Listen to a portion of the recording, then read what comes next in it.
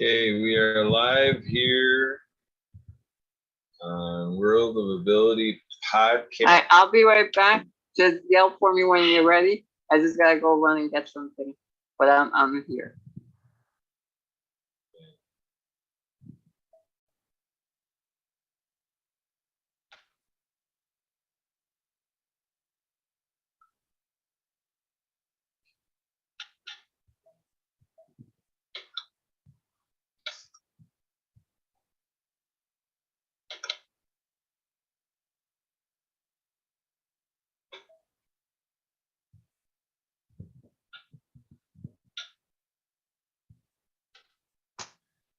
Okay, we are live here on World of Ability podcast. I'll be right back.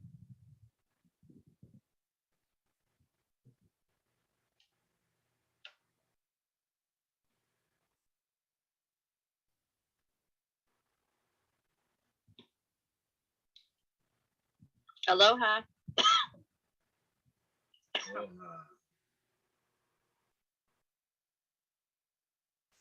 Hello. How are you?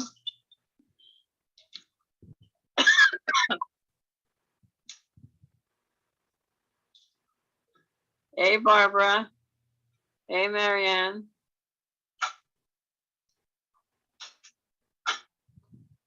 Aloha. I'm setting up here. It's Mariana Waikiki. Can you hear me? I can. Okay, I have my headset on.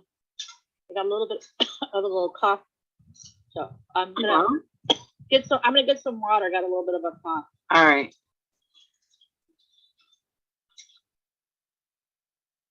Hey, Barbara. How are you?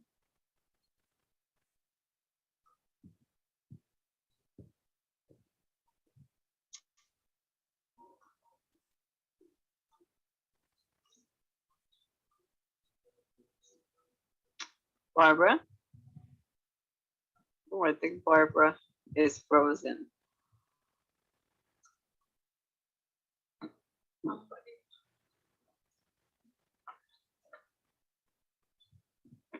Hmm.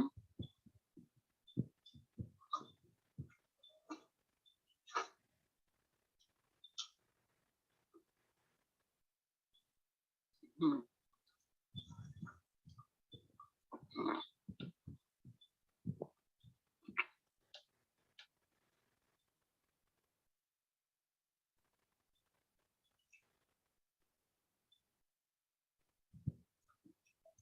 All right, we are live here at the World of Ability podcast. I am Kurt Roskoff, co-founder, co-creator, and we are coming out to you through Transform You Media Network.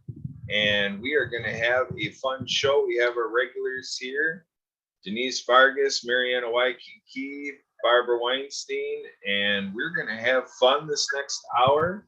And it's going to be very eye-opening. Again, the World Ability Podcast is created to be disability advocacy at its finest.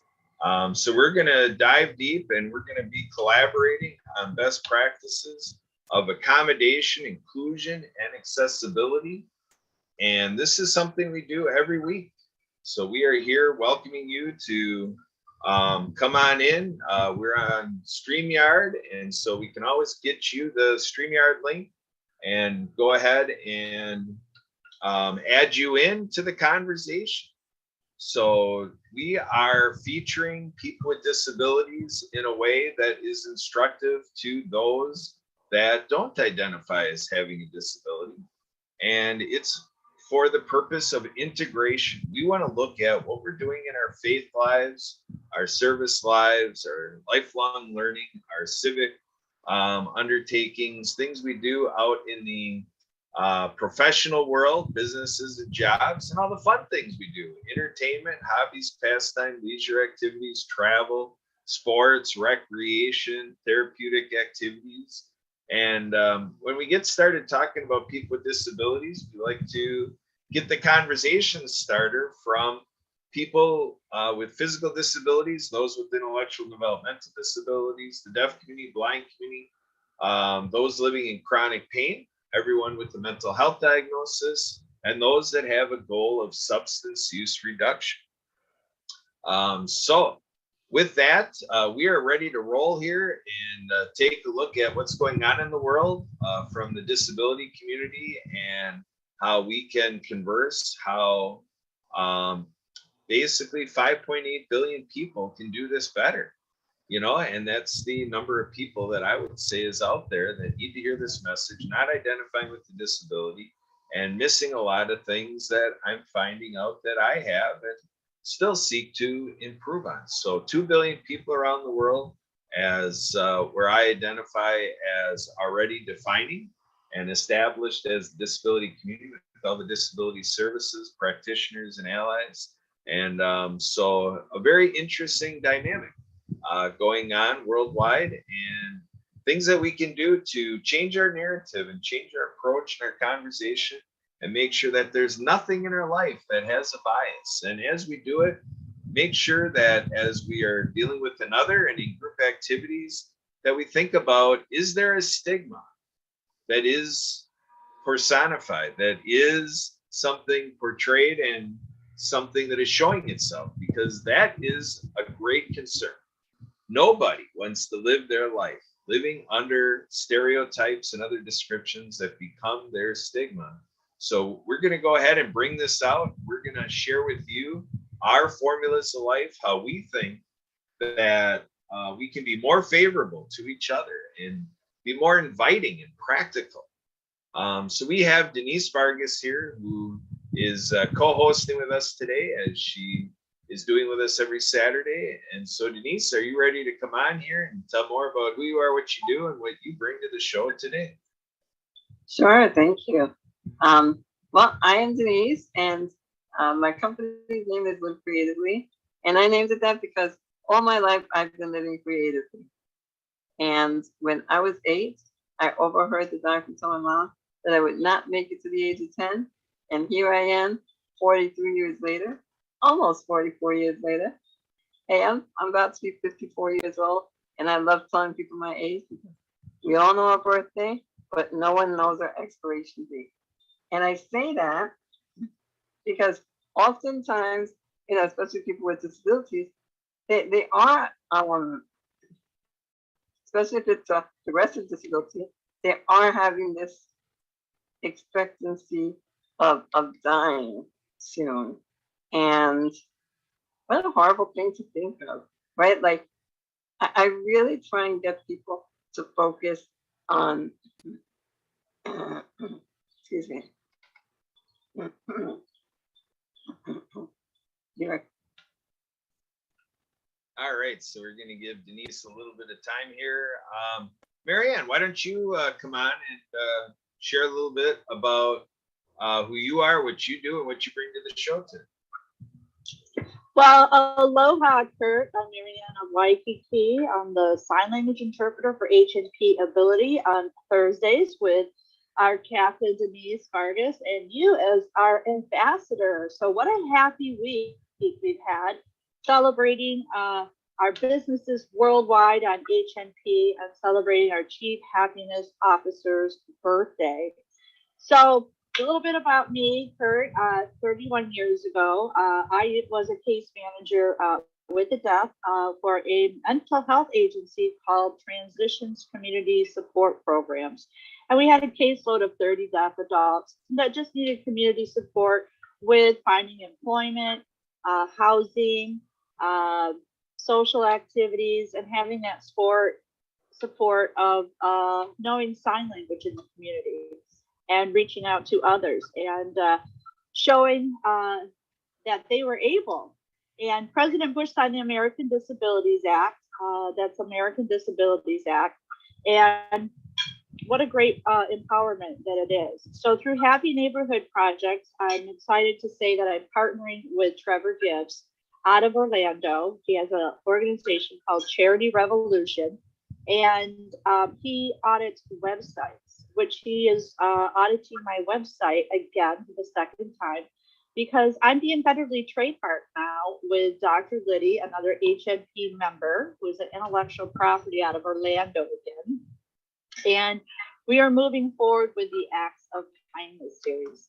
So now I'm the author of the Acts of Kindness series featuring 200 folk Manus puppets.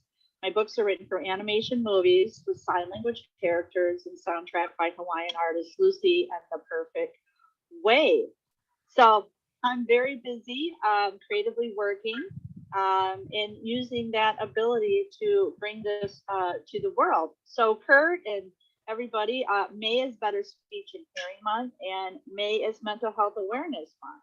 So what we're doing with the website is we're uploading all the books. I have a series of books now, and I have app games to go with the chapters of the books. So you can visit my website for free and meet Dr. Fingers, the finger spelling hermit crab.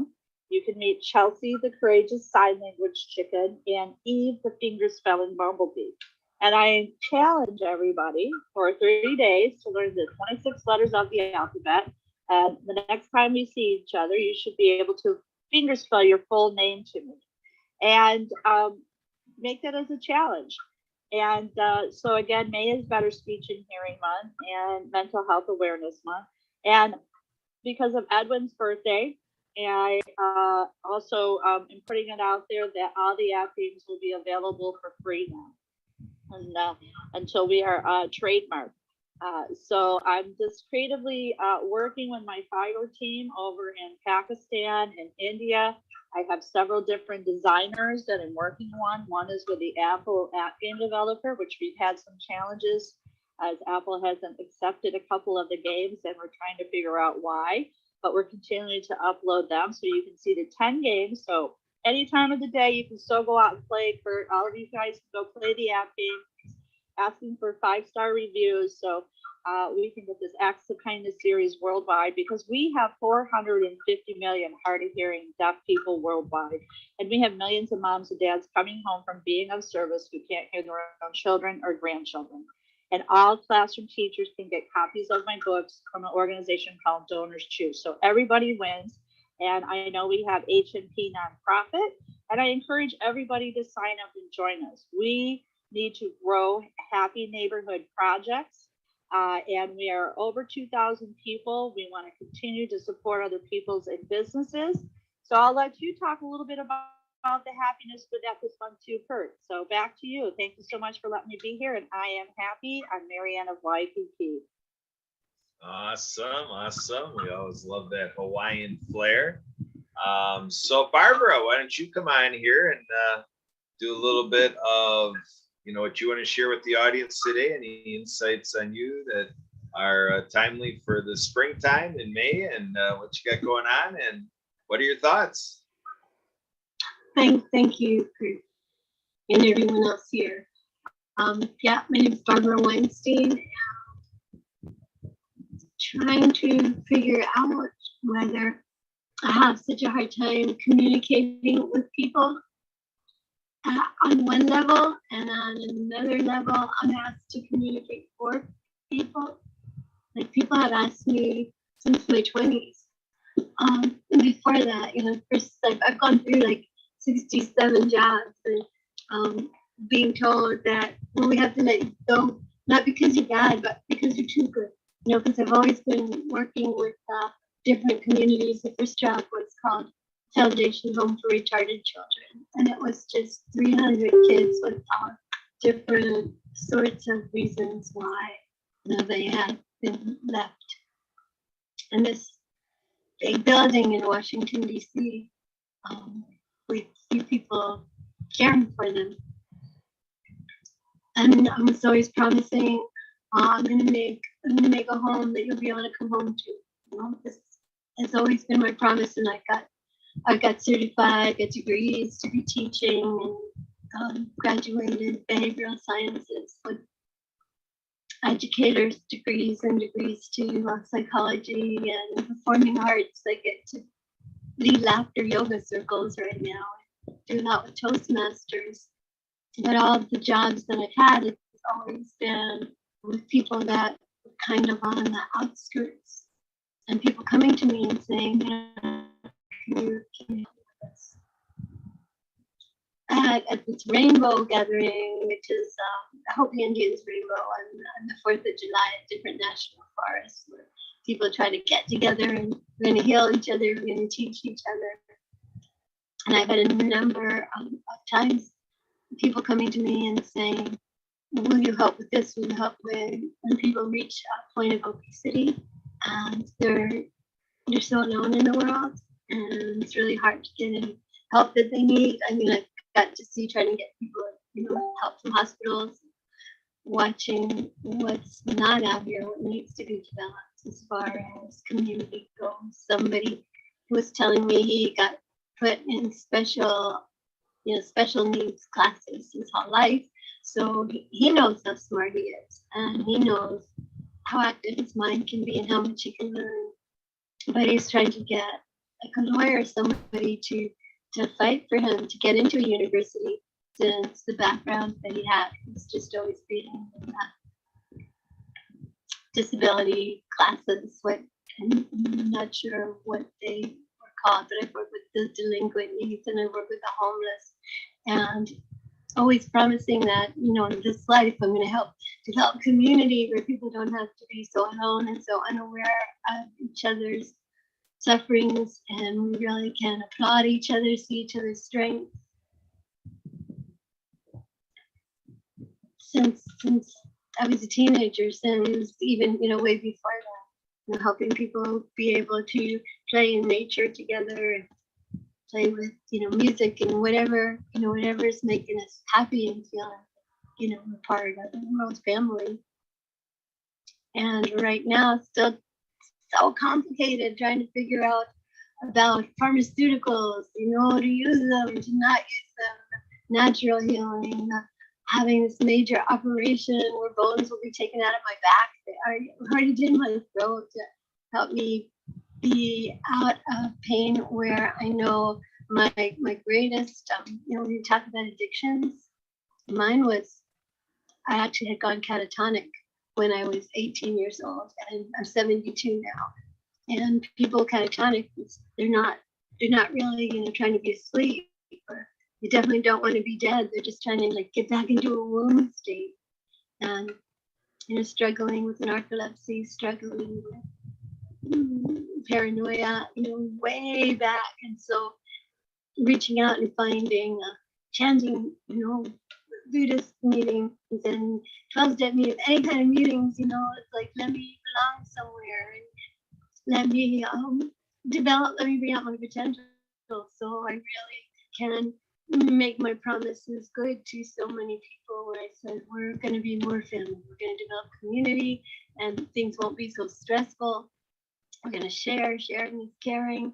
We're going to all be able to rejoice in nature together. We're going to applaud each other's strengths and wanting to be someone that can significantly make a difference in the world. And really glad that I found this particular show and trying to understand. First, I thought I can't talk because I don't know where to start and I never know when to finish, and I don't have that concept of time a lot that other people have.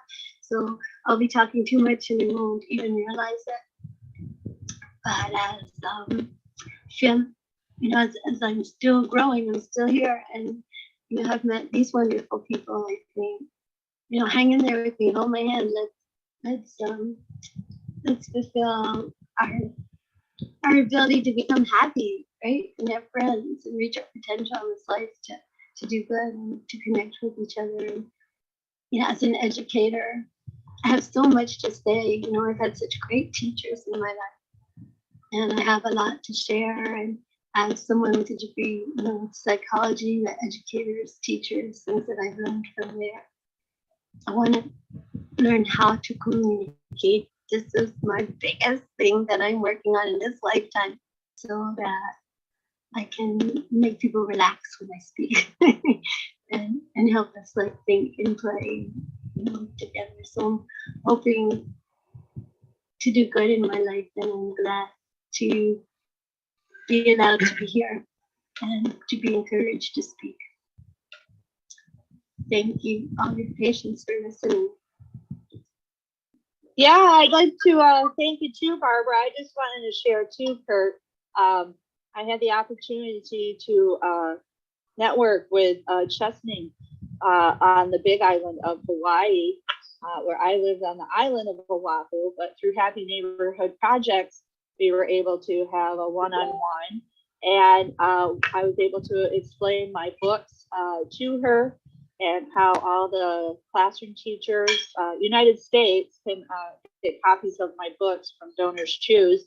And she was kind enough to forward the information to their local librarians and to the schools as the school season is ending. And apparently there's an increase of rise of COVID over there again. And but we appreciate you, Barbara, teachers and leaders, and sharing your stories of enthusiasm and how we can share this happiness and education in various ways, especially creativity, right, Diva?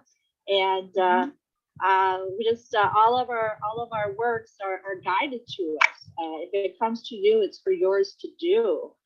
And I'm having so much fun now getting to share that message. And again, May is Better Speech and Hearing Month. Anybody can go visit my website. It's called actsofkindnessseries.com.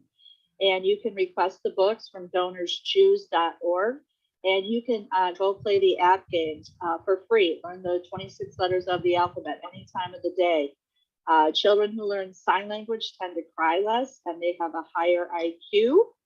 And it's what was guided to me what the world needs next. So I wanted to share with you this morning how my morning kind of went. I'm doing some redesigning. And I've been working with a Fiverr graphic designer for the t-shirts of the characters. It's all about getting the character messages out now, not just acts of kindness. Now you need to meet the characters, what they do to be of service worldwide, to one, tackle the Great Pacific Garbage Patch, two, for an anti-bullying message of what? Peace, love, happiness, and thanks. And I'm happy to be part of the Happy Neighborhood Project. And again, anybody can join us. There's so many events worldwide that you can come and join and promote your business or be a speaker on these podcasts, show your talent. It's just so exciting and to, again, network. So shout out to all these amazing people who, one, help my dreams come true with the website. And if it's my dreams, just imagine there's millions of people that are going to benefit it.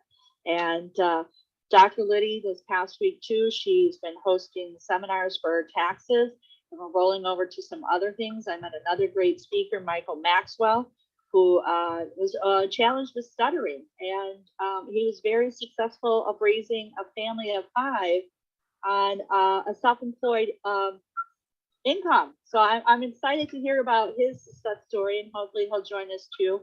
And he's also hosting some events too that we can all join. And it just grows and grows, this happiness, shifting this happiness to the different places, islands, the Caribbean now we're there. And it's just so amazing that we are having these disability, world of ability lights, the aha moments that are coming to us of how we can all be of service and learn it. And I appreciate you too, Kurt and Emily. You've always shown the puppets and during our events. And so again, I encourage all of you to, now you can actually go see Dr. Fingers, the finger spelling hermit crab, Chelsea the courageous sign language chicken, and Eve the finger spelling bee, all on the website. So thank you for my Fiverr team. And again, Trevor Gibbs, if you have a website as a business owner, you need to make sure your website is American Disability Act compliant. If not, there are fines that will be out there. So I'm double checking mine, also double checking my designs. I'm so excited because guess what? I got an email to me from Amazon that says, hey, check out this t-shirt, Noah the Hard of Hearing Whale. I'm the designer and I got an email to see my own work. How cool is that, Diva? So your dreams and designs can now go on Amazon and get your messages out. And yesterday too, I was on a little webinar with forgive me, I don't remember her name, but talking about putting your logo, your taglines on coffee mugs and different types of products and bringing in an extra income, because that's what people too are doing now too, to support themselves. And for example, I was talking to Trevor Gibbs, my ADA compliant, stating that, I'll be turning 55 and I'm seeking 55 senior living. Okay, Denise, senior living, because I'm going to not selfish, I'm going to be self-fulfillment now. So we're using the shifting those names. And I was expressing how I'm in Mexico and I got to do my sailing book signing tour, and it's just affordable over here compared worldwide. And I was on Facebook, and this gentleman in Hawaii posted purchasing a head of lettuce for $7. One head of lettuce is $7. So I contacted my girlfriend who lived in Hawaii that I know she's traveling in New York. I said, hey, check this out. How much is it for a head of lettuce? And Denise, she told me it was $7.99 at Whole Foods in New York. So I went here in Mexico, and I went down to the little OXXO store. It's like a 7-Eleven, and I purchased a 6-pack of water, a 6-pack of toilet paper, 2 avocados, tomatoes, some tortillas, and a bag of rice to reset my iPhone that I got some water in yesterday, and it was $9.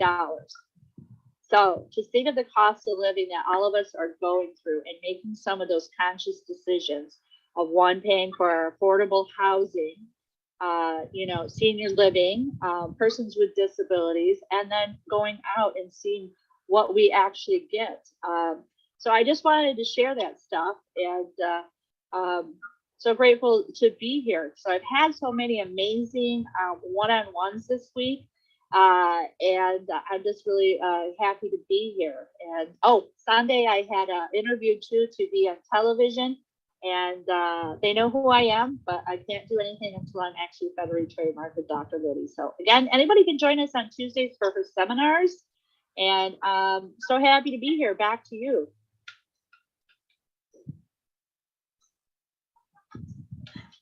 Wow. First of all, thank you all for being patient. I had a little coughing attack there, but oh my gosh. But what I was actually trying to say before I had to leave was that, you know what, we don't know our expiration date. Live in the moment, right? Dream every day, visualize always. And everything that Marianne and Barbara was saying, wow, do I absolutely resonate with that, because, it doesn't matter what you want to do. What you need to do, what we all need to do, is get out of our own mind, get into the right mindset, and shut out all that outside noise of people telling you that you can't do something because of your situation, your condition, your disability, your challenge. Because, hey, you know what? We all have challenges in life. And whether you have a disability or not, we all have unique challenges. And there is always a way around it, right? We just need to get creative, make it work for us, tweak it a little bit, right? We can do it. And sometimes we might need to, ask for a little help or whatever the situation might be. But go ahead and let's figure out what you want to do and do it. Because one of the things I love about her is that she saw a situation in his healing. Listen, Kurt's gonna come and tell you this story because I love this story, but he saw a situation. He didn't like it. He was like, no, this isn't right. We're all equals. We all deserve to, like Marianne loves to say, go out and play, right? Go out and ski, go out and hike. Whatever it is that we want to do, there is a way. We just all need to work together and get it done.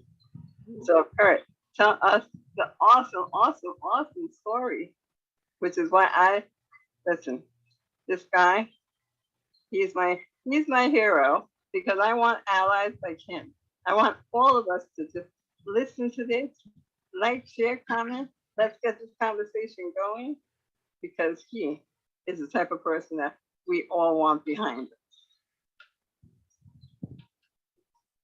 All right. Yeah. Well, thank you very much, Diva. I guess the bottom line for me is, the opportunity for us to pay attention to the journeys of other people, and to, in this journey of lifelong learning, you know, that we carry a disposition of change to say, you know, what are we gaining from another person or other people in how they are making a difference? And how are we allowing them to come into our soul, to come into our belly, you know, and what stirs in our belly as we have these life experiences and share energy with other people? And how does this well up in our heart? And how do we place it on our minds so that we can, as you say, Diva, redesign our lives and continue to live creatively, as you say? And, you know, so for me, you know, we can start to look at childhood impressions. So impressions that children get of their peers, other children, older and younger than them, and then the adult community. And let's consider what we're doing and not doing to create this monkey see, monkey do dynamic. And so in my story, the dominoes come into play where right off the bat, I'm born, as sociologists would say, by accident of birth. I come into a family where parents and grandparents are members of Lions International and Lioness, and Knights of Columbus and Ladies of Columbus. And so, right out of early impressions in life, I'm seeing a devotion in serving in one way, shape, or form. If it's only financial, at least that's a building block. And for sure, all nonprofits would encourage that financial connection.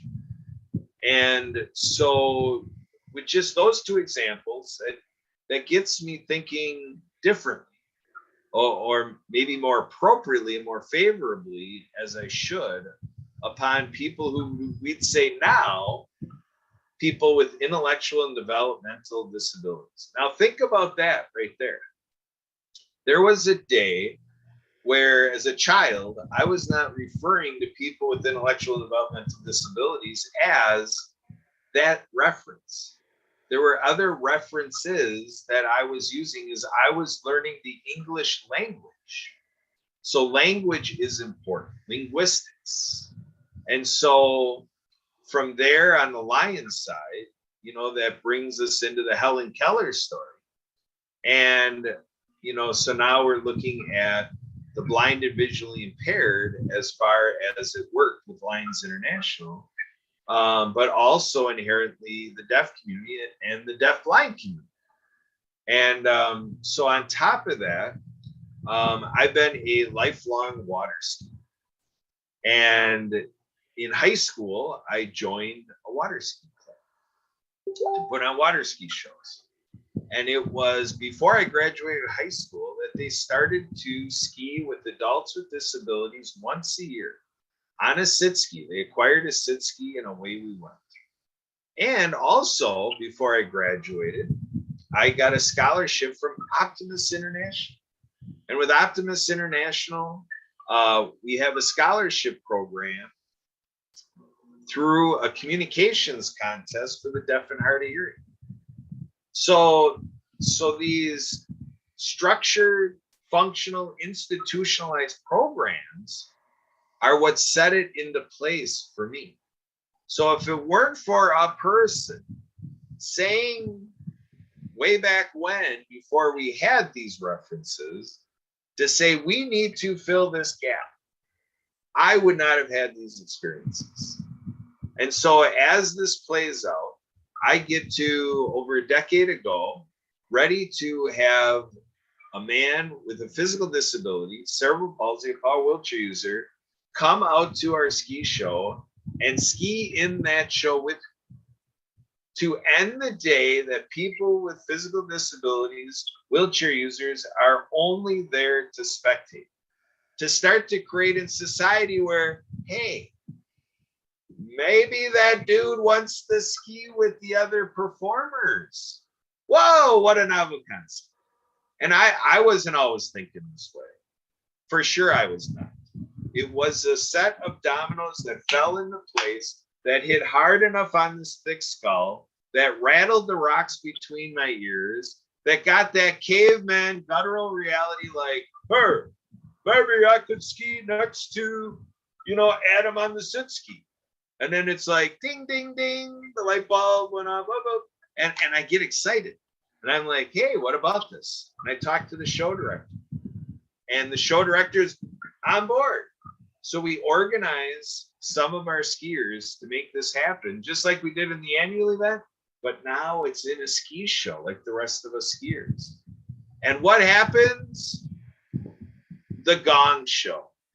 A couple of our friends show up to me practicing microaggression, talking to me about what's not going to happen for a friend, and the kibosh is put down. He's not going to ski. And there's like 20 reasons. And the one that just was earth-shattering to me was when I got the comment, well, if he skis, then everybody's got to ski. I know in shows and programming we don't like that air, but I purposely try to get a pregnant pause in there because this is the world we live in.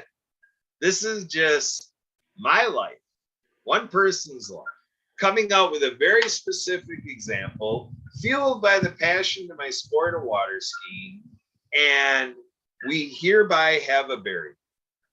We are witnessing segregation. We are witnessing and experiencing discrimination.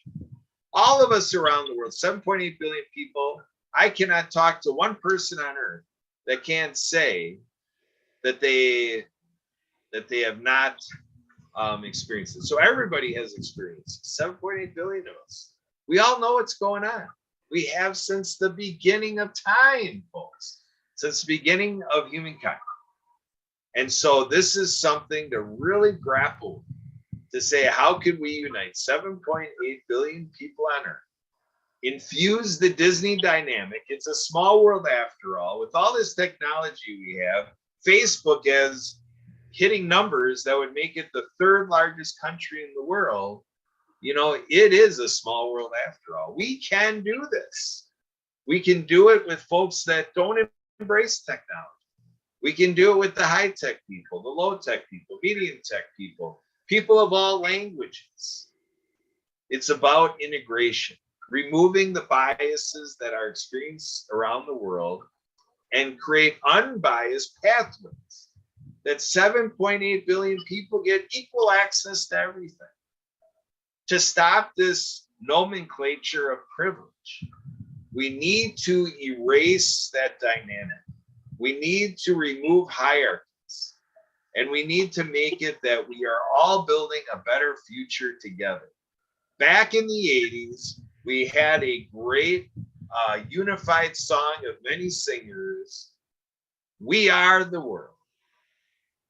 And so I am looking forward to those brighter futures, and I am impassioned as an ally to the disability community to say that the idea of people with disabilities and this to categorize that is for agency work. It's for qualifying for programs that are there to bridge the gap created in culture, customs, and genetic memory.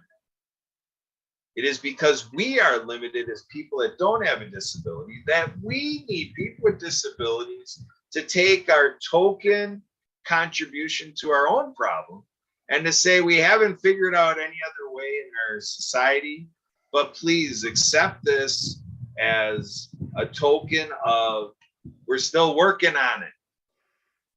That's, to me, is what it's all about. Outside of that exchange of government funds, I don't think that there's really a lot of reason to separate people off into this separate category.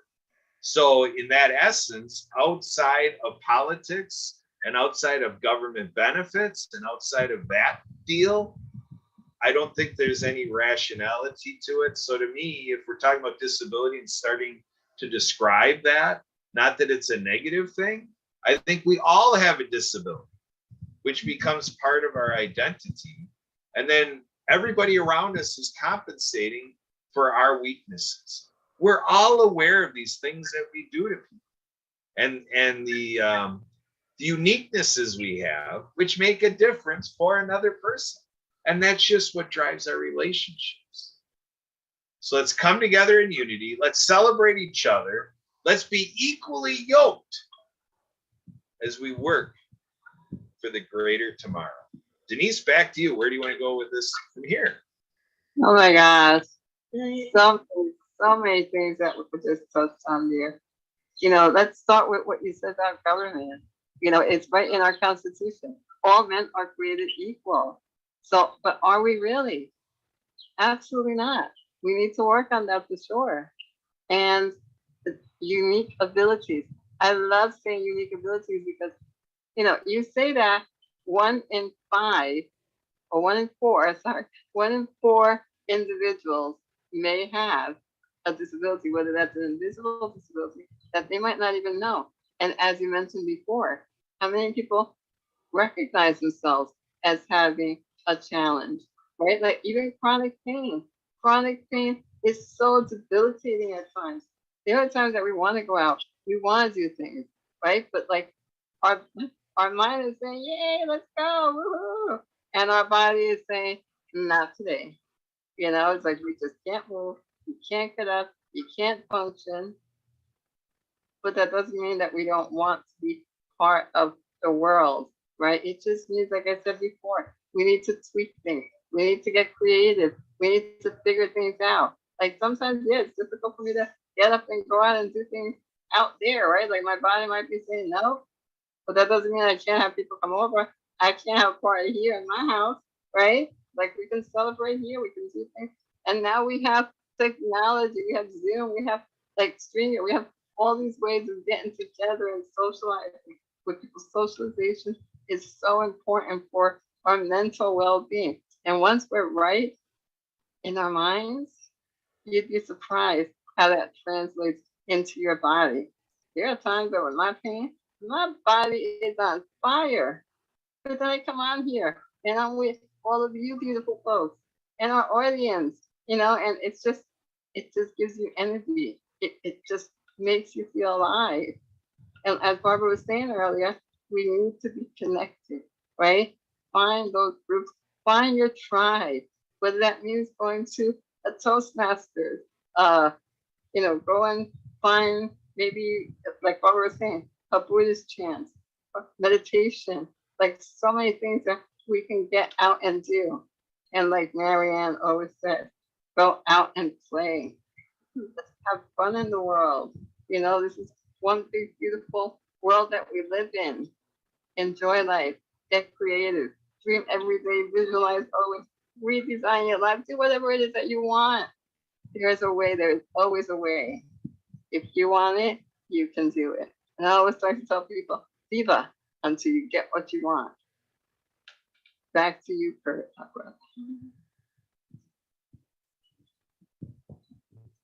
All right. So Barbara, how is this all speaking to you as you're listening? What's coming up on your mind? And what do you want to add to all this? Man, something I so want to share. One year I got to go to Toastmasters, was having a big conference, and it was like all the winning speakers were going to be there. And this was in Orlando. And in another part of Orlando, there was going to be AmeriCorps. And this is the Peace Corps in America that was having a conference. And I went from the professional trained speakers, doing such a good job. The best speakers I got to see were the people that, like, just listening to Kurt, just listening to Diva, listening to Marianne, the people that have actually made miracles happen, done things, created things. When they would speak about making changes in their community, they were just the best speakers. They weren't using crutch words. They were able to pause in the right places, have vocal variety, all the things that you're taught when you're taught how to be a speaker, because the passion was so real, the heart was so real, and there was an excitement over seeing miracles taking place because of efforts that we were doing together. And I thought that was so interesting. And I just heard that again with you speaking, people speaking here. You know, where it touches your mind and it touches your heart. You feel the heart, you feel the passion. And I so appreciate that. And I so appreciate the fact that you believe in me enough to think that I have something that I'm going to say that's going to be worthwhile to people. I am so grateful to have people believe in me like that. That I think, all right, I'm going to go. I'm in 2 Toastmaster clubs right now to learn how to communicate in a way that people can hear you and appreciate and start wanting to work with you. And I don't know, I'm seeing more and more of this. I know Kurt was encouraging me and Emily and Denise and Helen to get on the Happiness Neighborhood Project and to start meeting people where you're allowed to ask. You're encouraged to dream. You're encouraged to ask for what you want. And you don't know who's listening. You don't know who can respond. And that's so beautiful. And we're so lucky to have come to this point in time as human beings, right? Where we've evolved to this level of communication and connectivity and unity. And I can't wait to find my tribe, my friends that want to go to the Mexican border and want to go to where those children from Afghanistan who are being handed to soldiers, please, help my child survive, help my child live. Because I know I came from that reality as Jewish people trying to get out of Nazi Germany, and they couldn't make it, but begging someone to take their child. They love more than anybody, and please give this child a home. I know there's so much love that we have to share, and there's so many people that might really appreciate this. And it shouldn't be hard. It shouldn't be so overwhelming. We should take turns. And what I'm so excited about, the book that got the Pulitzer Peace Award called Caste, C-A-S-T-E, which we all know. Oh yeah, in India they had the caste system with the Untouchables. But I know you start learning, man, how terrible it's been in the United States, around during what Kurt was talking about, when you realize, what is this where people are willing to be cruel to other people, be mean to other people? And then you realize that, well, to get to the point where we're at, looking for people that are going to do the dirty work, and these caste systems were created where people get somewhat dehumanized. But I got to see when I was at the Rainbow Gathering, the Hopi Indians Rainbow, where they say, don't worry, Mother Earth might be having a hard time, our plants or animals. A great tribe, many nations, many colors are going to come together to help heal the planet. This happens the 4th of July at a different national forest. And I got to be really proud. It's been happening since Woodstock, since the 60s. Like, I helped dig a shitter in the 1979 Rainbow Gathering because we all got to take turns doing whatever the dirty work was, whatever we could do with your friend, and we're singing and we're having fun, and that we're not that whole caste system thing that people have been perpetuating. We don't really need to do that anymore. And I also saw that when I lived in Israel on the kibbutz. So that's where I got to help clean. We had outhouses, right? We had Sympathy for the Devil was the music. I remember we were listening to, music from Hair, and it was just such a joyful, freeing feeling to realize pretty much the only jobs that we couldn't all learn, we all can be really smart. We can all learn things that, legalese and doctor language, if we have the time and we have the finances around us, or if we want to learn something, our community will support us and say, okay, you don't have to worry about working with the community for the next couple months, study what you want to study, and we'll help you, we'll support you. The only thing that wasn't so easily playing musical jobs that could be shared with being with the children. And in order to be with the children, the community had to know that you were wise when you spoke, and you were kind, and you were compassionate, you had a lot of patience, and you really had love for children. And other than that, anything else, other jobs we could share. And I think everyone would agree on that, that what's more important than the world that we're having these children be in and how they're growing up and what they're seeing around them as far as love and compassion, and really appreciate the work more and more as I get to know Marianne and I get to know what you're doing underwater acts of kindness. I get to appreciate you more and more, and I'm excited about learning some of what you know and learning some of what Denise knows about how to support yourself being creative, and what Kurt knows, how to be a man in a family where you know that your power as a man is you're like a tiller. It's hard to express. It's a little like embarrassing or funny, or is this right? But isn't Kurt like a pillar for the rest of us that he comes on the show and he speaks, and we're so glad that you're there as women learn to unite and talk. And don't Yes, forget we appreciate you, Kurt and Emily, so much again. This is the Disability Channel and hosting it weekly.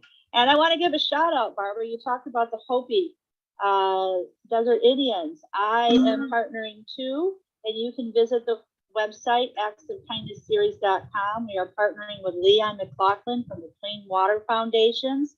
Leon is up in Seattle. He has brought filters to worldwide schools and churches in 35 countries. And he last month did a virtual concert for the Hopi tribe in Arizona. So you need to follow with him and follow us. I have a specific slideshow on there with all the photos of the fundraisers at different restaurants, locations, and actually the community who is receiving these filters worldwide. And my co-writer Suzanne Sims comes to Mexico City every winter, and she informed of us of a community too in need of filters because that community is experiencing kidney failure. Thank you so much. We are partnering together, the Underwater Acts of Kindness book and filters for worldwide schools. Anybody again can contact us on actsofkindnessseries.com. So if you have a church or a school in need of clean water and filters, we can fund it and find a way, and so go out and play, Denise. Back to you. Wonderful. All right, Love Denise. that. And I got to see the importance of Denise. After I would speak, she'd find something to say. I loved when you said this, Barbara, and how much my heart, my life needed to hear, like from a woman, that she loved something I said, loved something I did, just really filled a big space in my heart and in my mind. And yeah, and when we're being creative together, I'm not feeling the pain, right? That you might feel when you're being creative. And that's something really interesting that we all need to look at, because being together, we can do so much good for each other. I mean, we are, and we do. And what I know, like with a touch, a really gentle touch and compassionate words, that opens doors. Wow. I actually just want to acknowledge the moment what Barbara said. I apologize. There's a train passing by, but oh my gosh, Barbara, what you just said there about uplifting one another and just being there for each other. Really, that's so much. It's interesting, the magic of touch. Sometimes a baby cries. They've been fed. They've been trained. There's absolutely nothing wrong with the baby, but they're crying. They just need to be held. As adults, we forget that. The magic of that touch.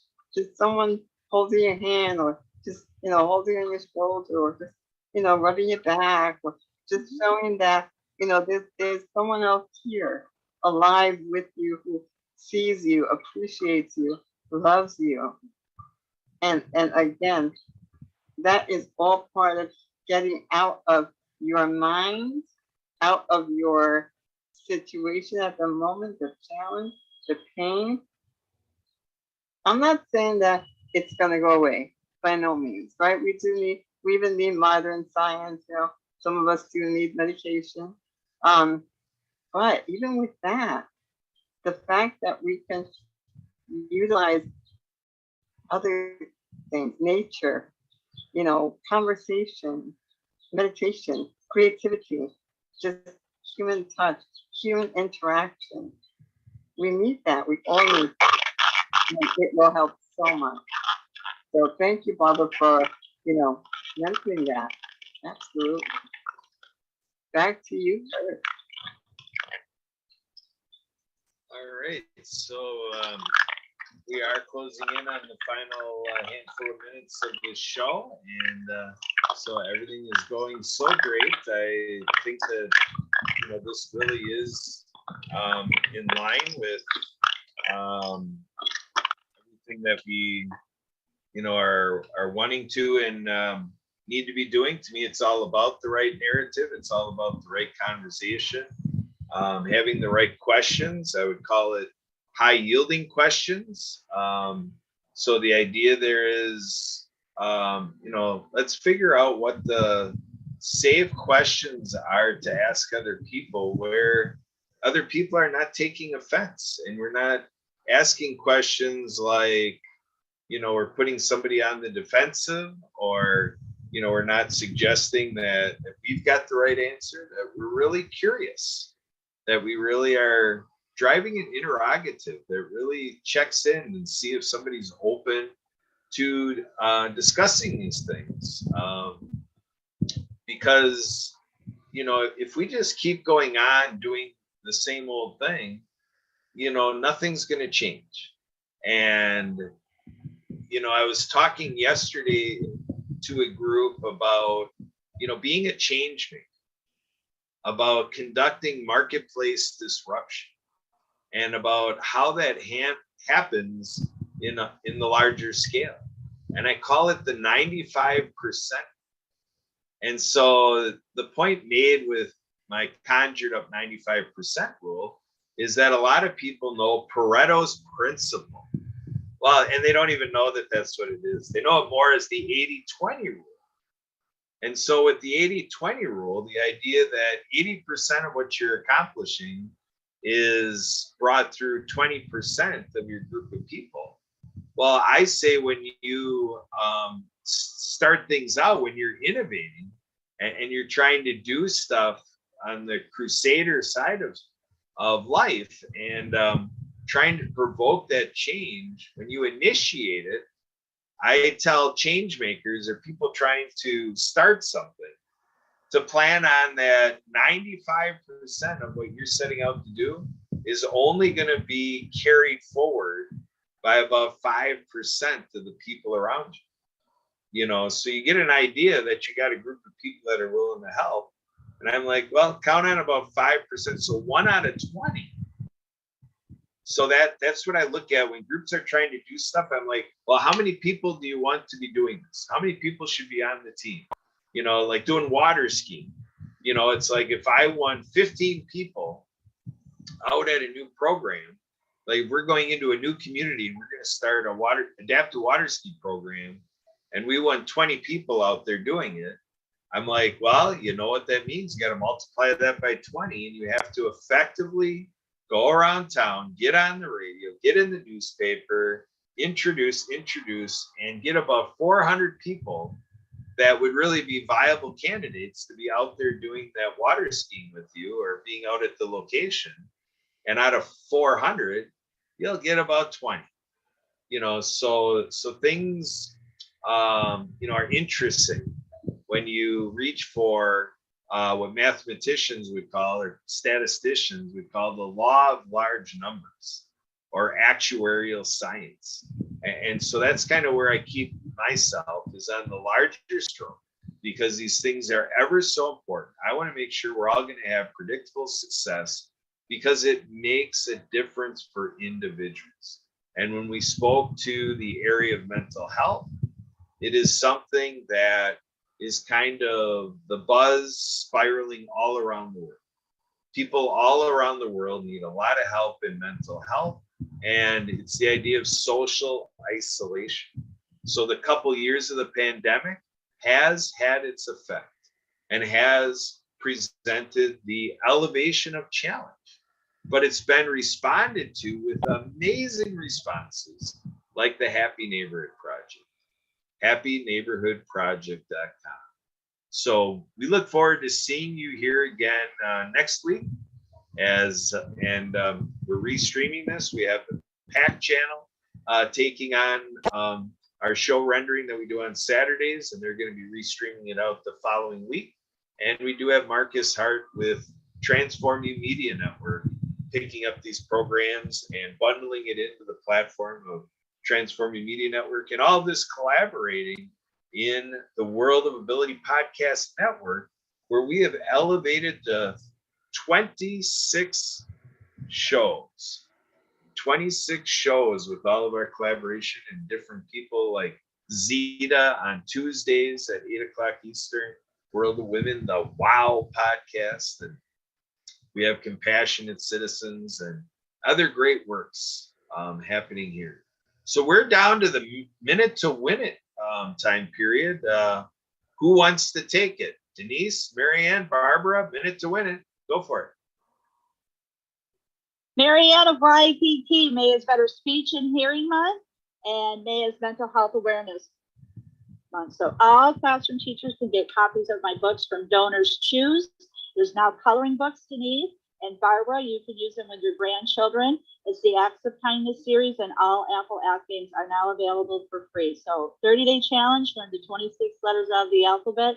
So go out and play. And gracias today, Kurt, Marianne of YPT, Marianne of Mexico. All right, so there you have it. That's the last word. Again, I'm Kurt Roskoff with the World of Ability podcast. We hope you enjoyed it.